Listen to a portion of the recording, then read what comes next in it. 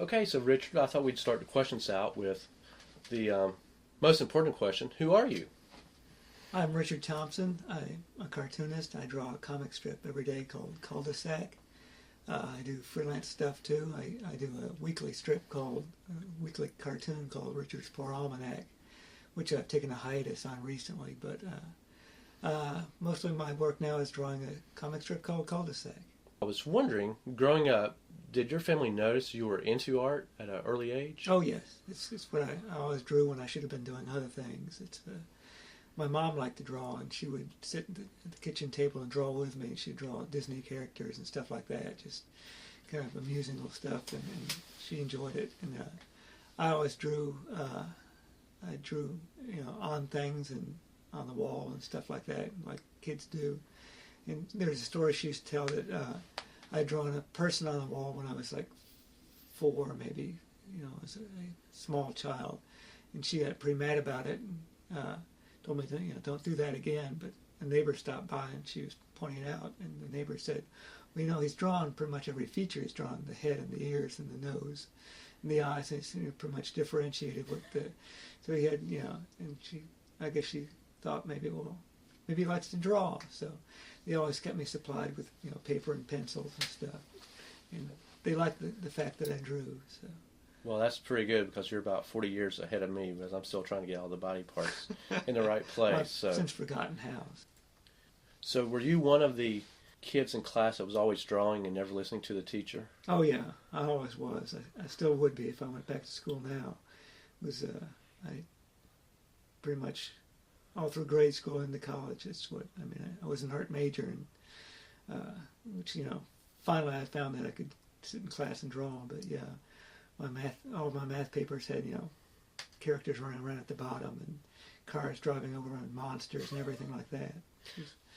And some of my teachers, put up with it. And there are a few of them who would ask me to draw I remember in 5th or 6th grade we'd given lists of words to define, and my teacher would just let me draw something to define each one, which was, pretty progressive of her. It's like you hear about kids who are, they're visual learners and they're kinetic learners and all like that. And some of us are extremely visual, I guess. What's your favorite medium over the years, and why? It's pen and ink. It's always been, I like the immediacy of it, and it can drive you crazy because it is so immediate. One line goes astray and you're screwed pretty much. But although anything can be fixed these days with Photoshop. But for fine art, I like watercolor too. But I was a fine art major for a while, and more because I didn't really know what I wanted to do with it.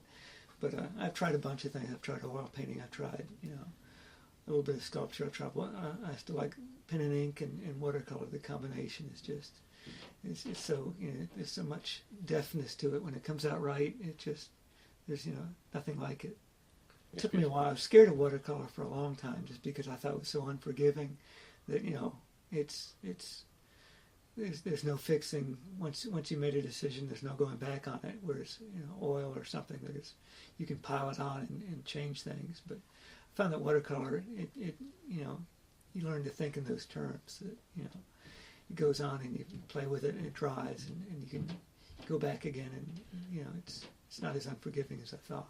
So you mentioned Photoshop. Do you actually do a lot of Photoshop to your work? Not really. I know basic, ways to fix things and ways to, make things look a little sharper and cleaner. Okay. But it's, I try to avoid it. Although, being on a deadline, you find that certain detours and certain ways of making things happen fast on Photoshop you can't depend on them.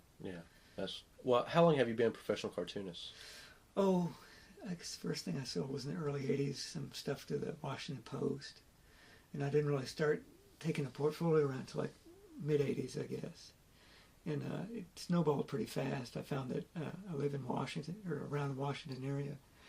And Washington, D.C. is like the second largest publishing place in the country. I mean, New York, I guess, is first, but Washington has all kinds of associations and groups and government and stuff like that, and each one of them has either some kind of newsletter or now a website, but now a newsletter or a magazine or something with a lot of spots to fill in it. And if you're willing to do association work for, like, say, the Association of Association Executives, which there is such a thing. They have a magazine, and I've done covers for them. It's not recently, but you can make a career out of that. But the Washington Post is a big player in town, and there are a lot of holes to fill every day in the Post. Yeah, it's almost 25 years, I guess, since I really took a portfolio.